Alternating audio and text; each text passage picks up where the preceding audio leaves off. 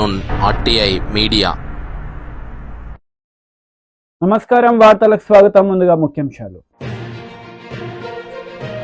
Pulivendula returning అధికారికి nomination పత్రాలు అందజేసిన సీఎం జగన్.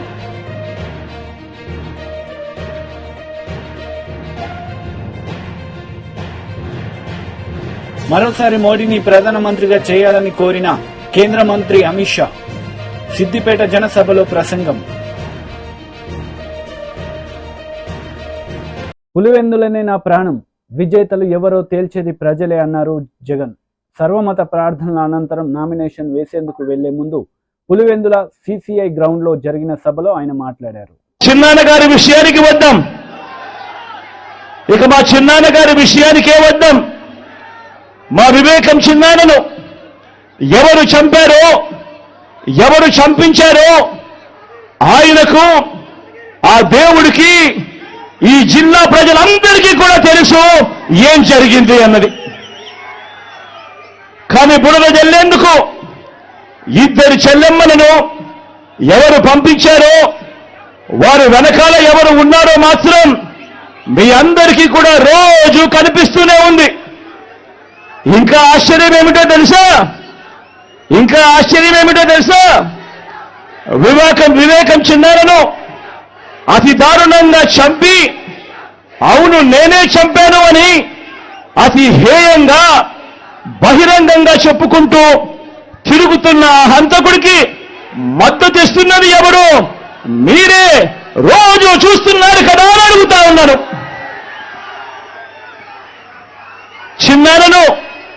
చిన్నారను అన్యాయంగా ఎమ్మెల్సీ ఎన్నికల్లో ఓడించిన వారితోనే, సంఖ్యాబలం లేకపోయినా కూడా ప్రలోభాలతో, అధికార బలంతో ఓడించిన వారితోనే ఈరోజు చట్టా పట్టాలు వేసుకొని తిరుగుతా ఉన్నారు అనంటే దానికి అర్థమేమిటి అని చెప్పి ఈ సందర్భంగా అడుగుతా ఉన్నా.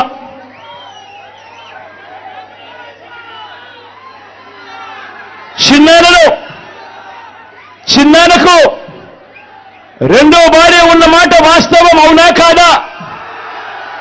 ఆ రెండో భార్యతో తనకు సంతానం ఉన్న మాట వాస్తవం అవునా కాదా? అవినాష్ అక్కడికి ఎవరు ఫోన్ చేస్తే వెళ్ళాడు వంటి అనేక ప్రశ్నలు అవినాష్ తన అనేక ఇంటర్వ్యూస్ లో, తన ప్రెస్ కాన్ఫరెన్స్ లో తాను లేవనెత్తిన ప్రశ్నలు సహేతుకమే కదా అని చెప్పి ఎవరైనా అవినాష్ వైపు ఎవరైనా మాట్లాడితే చాలు వెంటనే వారి మీద కూడా అడ్డగోలు ఆరోపణలు చేస్తూ కుట్ర రాజకీయాలు చేస్తా ఉండడం ధర్మమేనా అని చెప్పి ఈ సందర్భంగా ప్రతి ఒక్కరిని కూడా అడుగుతా ఉన్నా. ఆలోచన చేయమని చెప్పి ప్రతి ఒక్కరిని కూడా అడుగుతా ఉన్నా. ఇలా చిన్నారను ఓడించిన వారిని గెలిపించాలని వైఎస్ఆర్ కాంగ్రెస్ పార్టీ అధినేత ముఖ్యమంత్రి వైఎస్ జగన్మోహన్ రెడ్డి పులివెందుల వైఎస్ఆర్సీపీ అసెంబ్లీ అభ్యర్థిగా నామినేషన్ దాఖలు చేశారు. పులివెందుల సిఎస్ఐ గ్రౌండ్లో బహిరంగ సభలో ప్రజలను ఉద్దేశించి ప్రసంగించిన అనంతరం నేరుగా మినీ సెక్రటేరియల్లోని ఆర్ఓ ఆఫీస్కి వెళ్లారు. పులివెందుల రిటర్నింగ్ అధికారికి నామినేషన్ పత్రాలు అందజేశారు. ఈ కార్యక్రమంలో కడప ఎంపీ వైఎస్ అవినాష్ రెడ్డి పాల్గొన్నారు.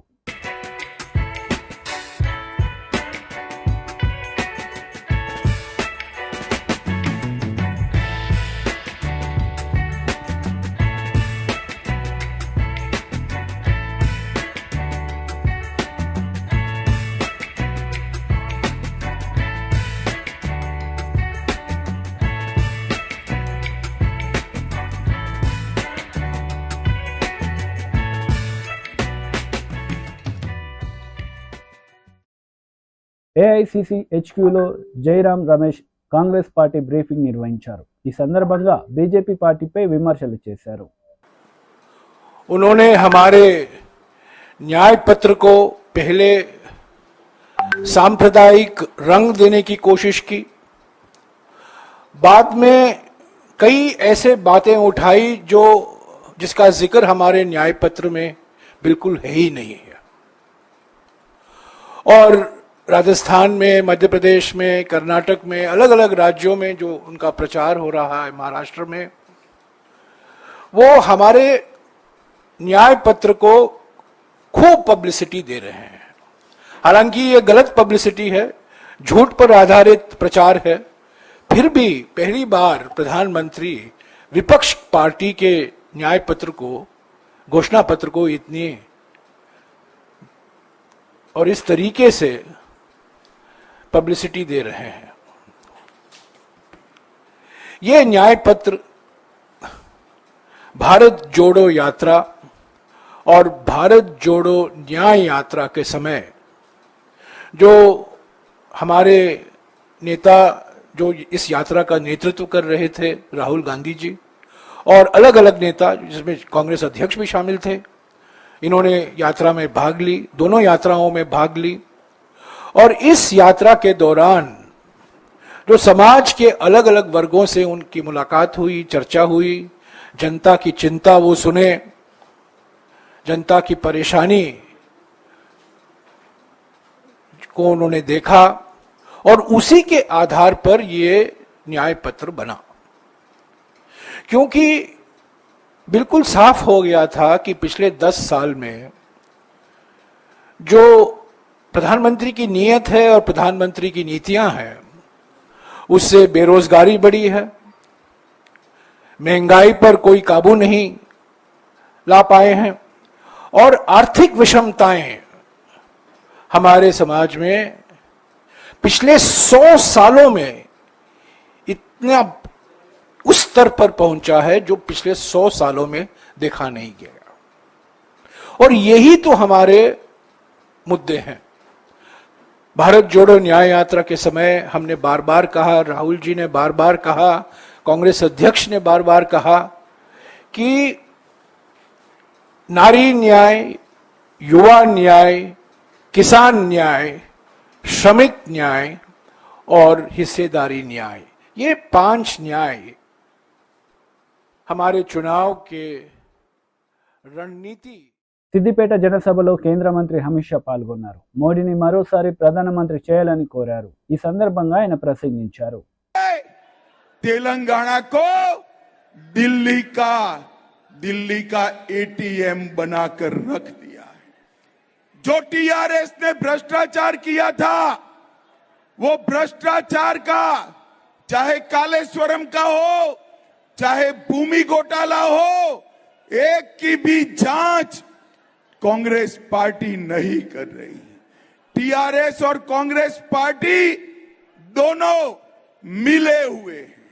और अगर मैं आज कहकर जाता हूं, आप तीसरी बार मोदी जी को प्रधानमंत्री बनाओ, मोदी जी तेलंगाना को ये भ्रष्टाचार से मुक्त कराने का काम नरेंद्र मोदी जी करेंगे। भाई और बहनों, मुझे बताओ कि यहां पर तेलंगाना विमोचन दिन मनाना चाहिए या नहीं मनाना चाहिए? जोर से बोलो, मनाना चाहिए या नहीं मनाना चाहिए? ये टीआरएस और कांग्रेस पार्टी दोनों तेलंगाना विमोचन दिन इसलिए नहीं मनाते हैं कि वो मजलिस से डरते हैं। मैं आपको बताना चाहता हूं, भारतीय जनता पार्टी ने तय किया है कि 17 सितंबर को हम तेलंगाना विमोचन दिन मनाएंगे, हम मजलिस से नहीं डरते। और आज मैं तेलंगाना के लोगों को कहकर जाता हूं, भारतीय जनता पार्टी ने निर्णय किया है कि मुस्लिम रिजर्वेशन जो यहां पर टीआरएस और कांग्रेस ने किया है, हम उसको समाप्त कर एससी, एसटी और ओबीसी का रिजर्वेशन करने का काम भारतीय जनता पार्टी करेगी। ये हमने तय किया है। भाई और बहनों, इस बार तेलंगाना की जनता का जो मूड है वो मोदी जी के साथ। तेलंगाना की जनता ने तय किया है कि हर सीट से मोदी जी को कमल को खिलाकर दिल्ली भेजना है। आज मैं तेलंगाना की जनता को विश्वास दिलाने आया हूं कि समग्र तेलंगाना का विकास तभी हो सकता है जब केंद्र में भारतीय जनता पार्टी की सरकार बने। भाई और बहनों, मैं आज आपको कहने आया हूं, क्या हमारे प्रत्याशी को आप प्रचंड बहुमत से जिताएंगे? जरा जोर से बोलो, जिताएंगे? मेढक में कमल का फूल खिलाएंगे? मोदी जी को तीसरी बार प्रधानमंत्री बनाएंगे? तो मेरे साथ दोनों हाथ उठाइए, उठाइए दोनों हाथ, विजय के संकल्प की मुट्ठी बींचे और प्रचंड आवाज से बोलिए, भारत माता की, भारत माता की, वंदे वंदे। టీడీపీ రాష్ట్ర అధికార ప్రతినిధి నీలాయపాలెం విజయ్ కుమార్ మీడియా సమావేశం నిర్వహించారు. ఈ సందర్భంగా సీఎం జగన్ పై ఆయన మండిపడ్డారు. గత సంవత్సరం అంటే మార్చికి పూర్తయిన ఆర్థిక సంవత్సరంలో జగన్మోహన్ రెడ్డి గారి యొక్క లిమిట్, అప్పు లిమిట్ 45,000 సంథింగ్, అంటే 47,000 తీసుకున్నాం. ఆయన ఎక్కువ అప్పులు తెచ్చాడు, అప్పు 69,000 కోట్లు తెచ్చాడు. బట్ సెంట్రల్ ఇచ్చిన లిమిట్ మాత్రం 47,000, 45,000 సంథింగ్ చేంజ్. ఈసారి 1+1 ఆఫర్ కింద డబుల్ ఇచ్చారంట, డబుల్ బొనాంజా బంపర్ ఆఫర్. ఎట్లా వచ్చిందో ఏమో.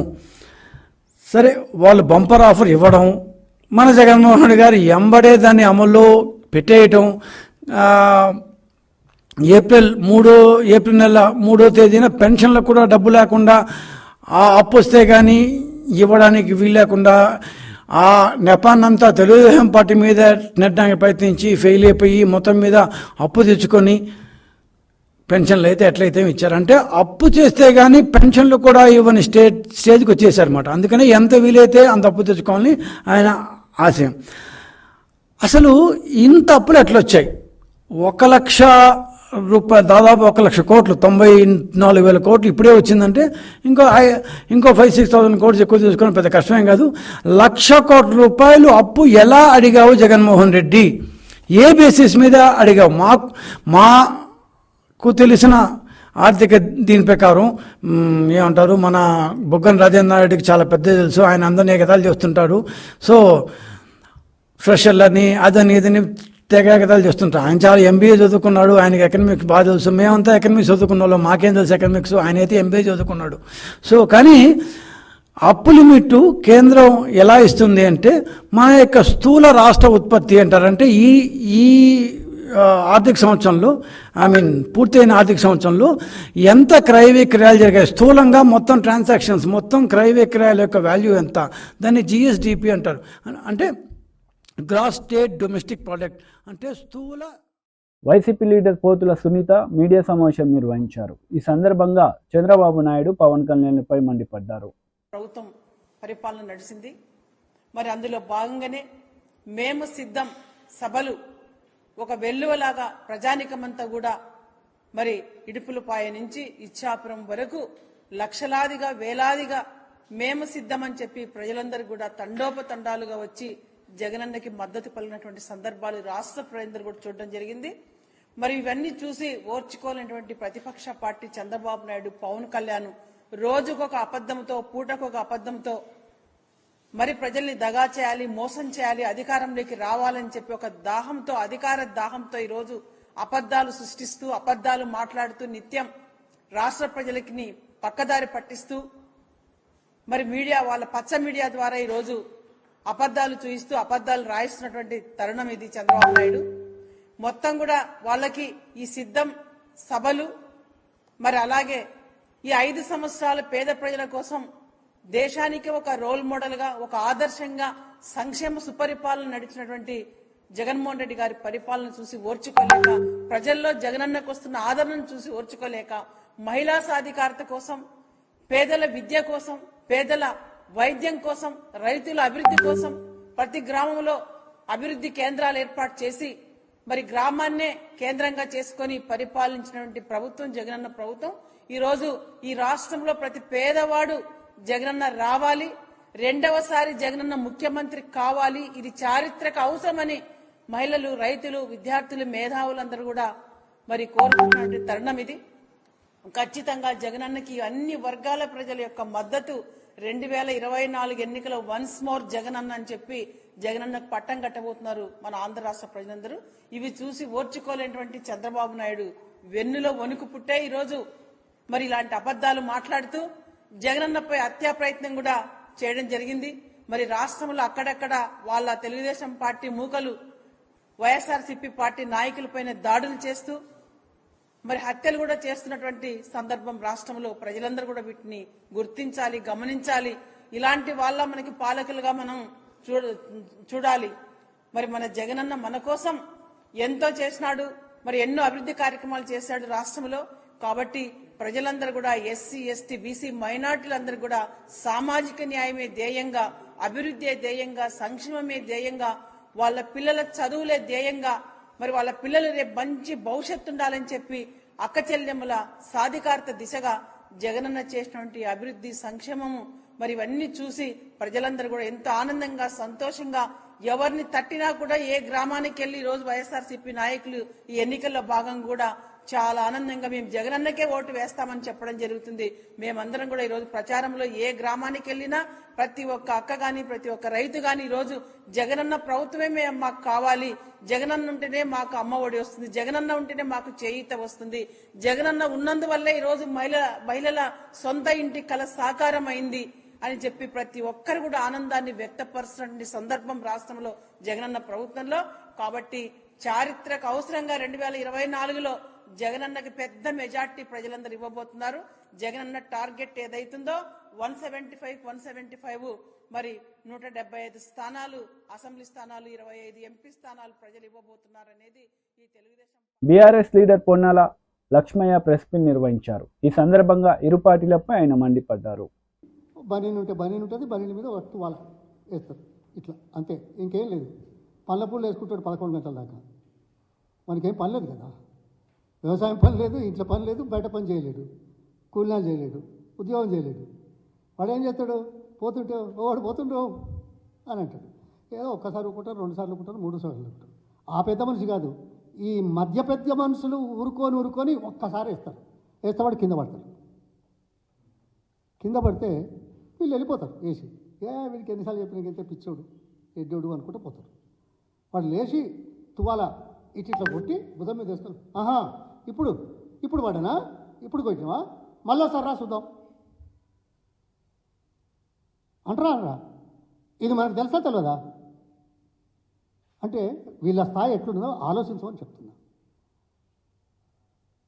అనుభవం, అవగాహన రాహిత్యం, ఆ తర్వాత ఆలోచన రాహిత్యం, ప్రజల పక్షాన నిలబడే తత్వం లేని ఏమనాలి, అదే ఊలే ఆ బాపతుండు లాగా చర్చకు రమ్మంటావు. అసెంబ్లీలో హరీష్ రావు గారు అన్ని విషయాల మీద చాలా స్పష్టమైన చెప్పాడు. దానికే మీరు సమాధానం ఇచ్చారా? ఇదే కదా, ఇటువంటి వాళ్ళతో చర్చపోతారా ఎవరైనా?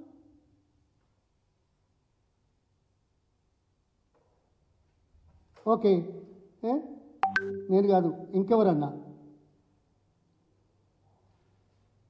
సోనియా గాంధీతో, ఖర్గే గారితో, రాహుల్ గాంధీ గారితో, ప్రియాంక గారితో ఛాలెంజ్ చేస్తే ఇదేమన్నా అయ్యేదా, ఒప్పుకునేదా? నీ పార్టీ అనుభవం ఉన్న వాళ్ళతో మేము చర్చ పెడతాం.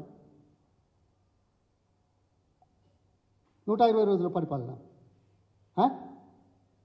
ఏమేమి మాట్లాడినావు తెలియదా? ఎలక్షన్ ముందు ఏం మాట్లాడినావు, ఎలక్షన్లు ఏం మాట్లాడుతున్నావు, ఎలక్షన్ తర్వాత ఏం మాట్లాడుతున్నావు? ఎందుకయ్యా ఇవి దాటేసే కార్యక్రమాలు, మభ్యపెట్టే కార్యక్రమాలు?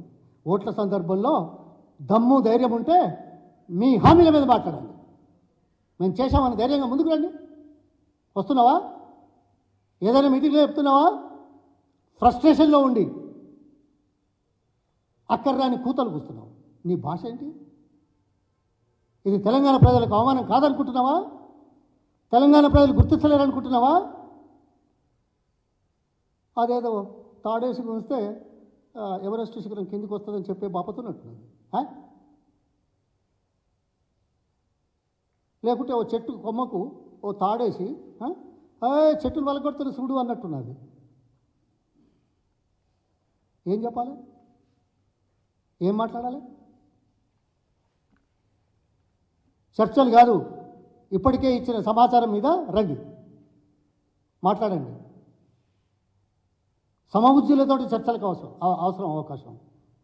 ప్రజాపక్షాన నిలబడి 4 గంటలు ఒక వేదిక ద్వారా సమాచారం ఇచ్చిన వాళ్ళు చర్చలకు భయపడేవాళ్ళ?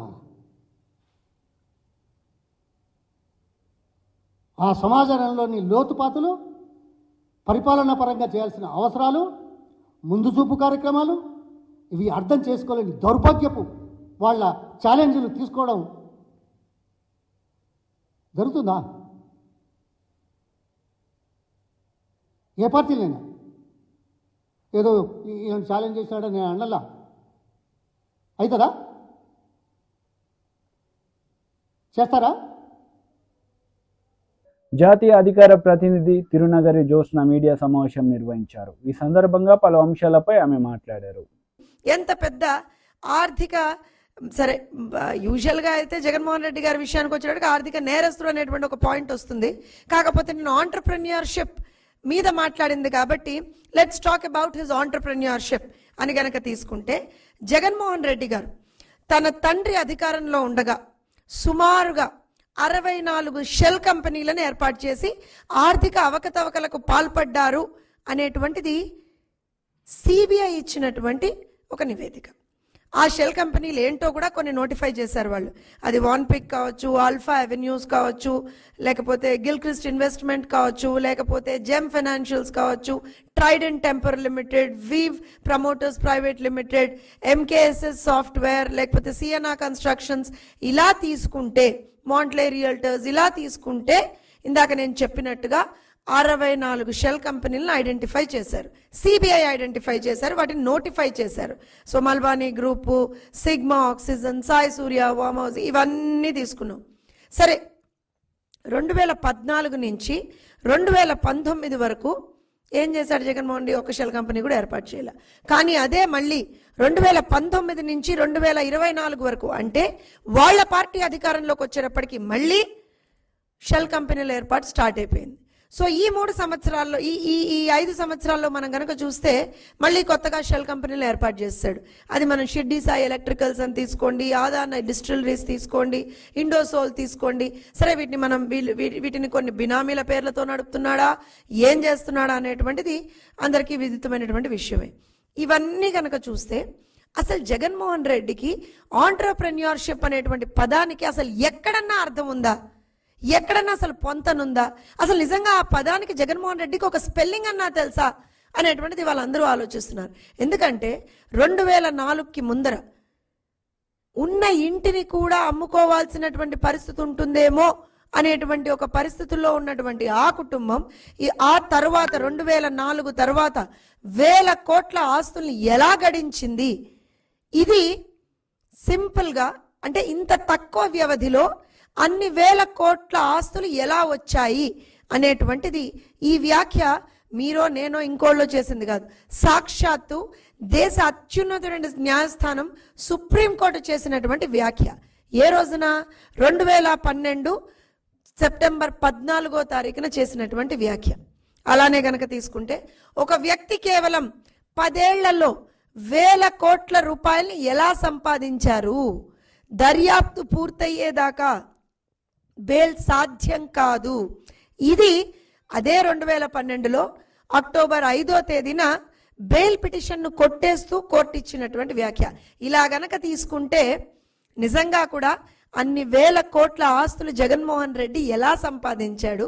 నిజంగా పాపం నిన్న అమ్మాయి అడిగినట్టుగా ఆంటర్ప్రెన్యూర్షిప్ స్కిల్సా, లేకపోతే దోచుకోవడం అనేటువంటి ఒక స్కిల్ని నిజంగా కూడా నాకు తెలిసి దాంట్లో పిహెచ్డినో ఇంకేదన్నానో చేసినటువంటి జగన్మోహన్ రెడ్డి స్కిల్లా అనేటువంటిది ఆలోచించాల్సినటువంటి పరిస్థితి. దాంతో పాటుగా జగన్మోహన్ రెడ్డి గారి మీద సిబిఐ దాఖలు చేసినటువంటి ఛార్జ్ షీట్లు 2012 నుంచి అంటే ఆల్మోస్ట్ తీసుకుంటే ఒక సిద్దిపేట జనసభలో ఎంపీ అభ్యర్థి రఘునందన్ రావు పాల్గొన్నారు. ఈ సందర్భంగా బీఆర్ఎస్ కాంగ్రెస్ పార్టీలపై ఆయన మండిపడ్డారు. అధికారంలోకి వచ్చాక రైతు రుణమాఫీ చేస్తాన్న రేవంత్ రెడ్డి రుణమాఫీ చేశావా అని ప్రశ్నించారు. నవంబర్ డిసెంబర్లో రిజల్ట్ వచ్చినప్పుడు కాంగ్రెస్ పార్టీకి ఒక ఆయన పోటీ చేసిండు, పూజల హరికృష్ణ అని. 20,000 రాలే తమ్మునికి, ఓడిపోయిండు పాపం. కానీ ఇలా రోజు సిద్దిపేటలో రోడ్లకి మోరీలకి ఎవరు కొబ్బరికాయలు కొడుతురు? పూజల హరికృష్ణ కొబ్బరికాయ కొడుతుండు. 30 మంది కౌన్సిలర్లు ఉన్నారు. ఒక్కడన్న పోయి మా ఎమ్మెల్యే రాకుండా ఎట్లా కొబ్బరికాయ కొడతామని ఒక్కడన్న అడ్డం పోయిందా? పోలేదంటే హరీష్ రావు మీద సిద్దిపేట వాళ్ళకి ప్రేమ ఉన్నదా, కోపం ఉన్నదా, భయం ఉన్నదా అనేది ఒకసారి అర్థం చేసుకోవాలి. ఇలా అధికారం పోయింది, హరీష్ రావు సిద్దిపేటకు వస్తలేడు. ఎందుకంటే పోలీసు వాళ్ళు గౌరవిస్తలేరు. ఆయనకు వంతవాడే సురేందర్ రెడ్డి లేడు. ఉన్నాడా సురేందర్ రెడ్డి? ఉన్నాడా సురేందర్ రెడ్డి? హరీష్ రావు అడుగులకి మడుగులెత్తే పోలీసు వాళ్ళు ఉన్నారా? ఇప్పుడు ఉన్నారా? అందుకని హరీష్ రావు కూడా వస్తలేడు. వస్తే కూడా అప్పుడప్పుడు మెల్లగా ఇట్లా వచ్చి సాటికెళ్ళి వచ్చి సాటికి పోతా ఉన్నాడు. అంతేనా? అందుకని భారతీయ జనతా పార్టీ నాయకులకి, కార్యకర్తలకు నేను సవినయంగా ఒకటే విజ్ఞప్తి చేస్తా ఉన్నా. సిద్దిపేట భయంలోంచి బయటికి వచ్చింది. సిద్దిపేట ఇయ్యలో 40 ఏళ్లుగా 1985లో చంద్రశేఖరరావు గెలిచిన నాటి నుంచి ఇయ్యాలటి దాకా ఒకటే కుటుంబం సిద్దిపేటను దోసుకుంటే, ఆ సిద్దిపేట ప్రజలు చంద్రశేఖరరావు గారి కుటుంబాన్ని, హరీష్ రావు గారిని వద్దనుకున్నారు. కాబట్టి ఇలా సిద్దిపేట గడ్డ మీద భారతీయ జనతా పార్టీ కోసం ఇంతమంది కార్యకర్తలు వచ్చి నినదించారనేది ఒక్కసారి మీరందరూ కూడా గుర్తుంచుకోవాలి. చాలా మాట్లాడుతూ ఉన్నాడు హరీష్ రావు. నేను ఇవాళ రేవంత్ రెడ్డి కూడా బాగా మాట్లాడుతూ ఉన్నాడు. గంట కింద కాంగ్రెస్ పార్టీ గాంధీ భవన్ ముంగట ఓ బోర్డు పెట్టుకొని కూర్చున్నాడు రేవంత్ రెడ్డి. ఆ బోర్డులో నయవంచన అని హెడ్డింగ్ పెట్టిండు. నయవంచన అనే పదానికి పర్యాయ పదం ఎవరు అంటే ఈ దేశంలో కాంగ్రెస్ పార్టీ తప్ప ఇంకొక పార్టీ కాదు. దేశానికి స్వతంత్రం వచ్చినప్పటి నుంచి ఈ దేశంలో మెజారిటీ ప్రజలని వంచింది ఎవరంటే కాంగ్రెస్ పార్టీ తప్ప ఇంకొకరు కాదు. ఒక దేశానికి 2 రాజ్యాంగాలు, 2 ప్రధానమంత్రులు, 2 జెండాలు, 2 ప్రైమ్ మినిస్టర్లు ఉంటారని చెప్పి ఈ దేశ ప్రజలని వంచినటువంటి పార్టీ కాంగ్రెస్ పార్టీ. ఆ కాంగ్రెస్ పార్టీ ఆఫీస్ ముంగట నయవంచన అని ఒక బోర్డు పెట్టుకొని రేవంత్ రెడ్డి కూర్చొని ధర్నా చేస్తున్నట్టు నాటకం చేస్తుండు.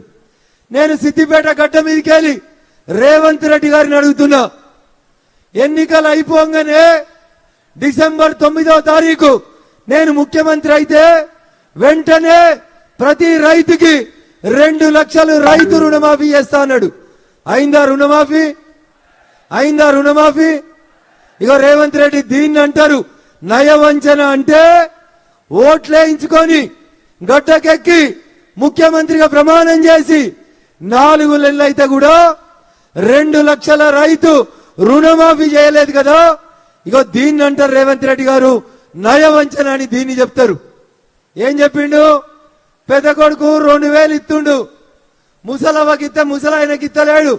ఇంటికి 2 పింఛన్లు కావాలంటే ముసలవ్వకి ముసలాయనకి ఇద్దరికి మనిషికి 4,000 పింఛన్ కావాలంటే కాంగ్రెస్ పార్టీకి ఓటేయండి, వచ్చే డిసెంబర్ నుంచి మేము 4,000 పింఛన్ ఇస్తా అన్నాడు.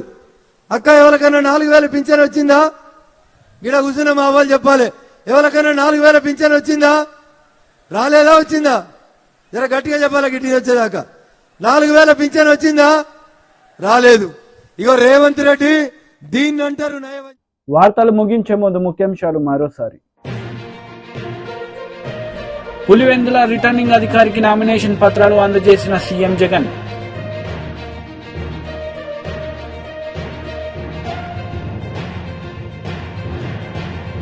మరోసారి మోడీని ప్రధానమంత్రిగా చేయాలని కోరిన కేంద్ర మంత్రి అమిత్ షా.